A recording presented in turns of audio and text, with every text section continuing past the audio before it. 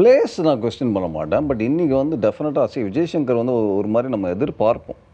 அந்த மேட்சை வந்து அந்த 2 பேர் ஆடுனாங்கன்னா, மேட்சை முடிச்சு அவர் திருப்பக்கூடிய சக்தி யார்கிட்ட இருக்குன்னா, தோனி கிட்ட தான் இருக்கு. நீங்க விஜய் சங்கரோட தோனி பக்கம் தான் பார்ப்பீங்க அப்படின்றதுனால, நீ டெஃபினட்டா இன்டர்நெட் டெஃபினட்டா பெட்டரா இருந்திருக்கும். அது ஒண்ணுமே டவுட்டே கிடையாது.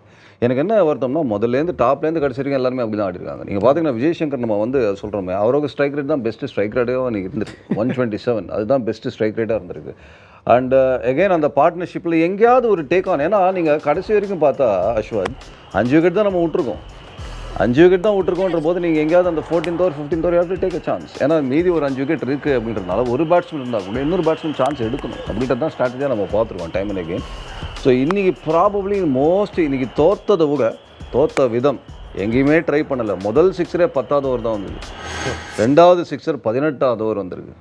நீங்கள் சிக்ஸர் அடிக்க ஒன்று சிக்ஸர் அடிக்க குறைவான ஆள் தான் நம்ம பக்கம் இருக்காங்க. அந்த ஆட்களும் நாங்கள் சிக்ஸர் அடிக்க போக மாட்டோம் அப்படின்னு நீங்கள் சொன்னீங்கன்னா அங்கே தான் ஒரு பிரச்சனை வருது. எனக்கு தெரிஞ்சு நீங்கள் பார்த்தீங்கன்னா மொத்தம் இது வரைக்கும் 4 மேட்ச் ஆட்டோமா, 4 மேட்ச்சில் மொத்தமாக சிஎஸ்கே அடித்த சிக்ஸஸ் 20 சிக்ஸஸ். நிக்கலஸ் பூரன் அது நீங்கள் விட்டுருங்க.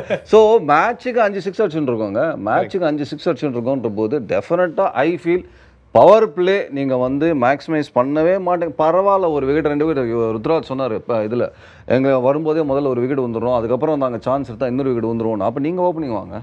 கரெக்ட். நீங்கள் ஓப்பனிங் வந்து அந்த விக்கெட் இது பண்ணாதீங்க. அண்ட் பரவாயில்ல, 1-2 விக்கெட் போனாலும் இதுதான் டார்கெட்னு செட் பண்ணி அந்த டார்கெட்டுக்கு போங்க.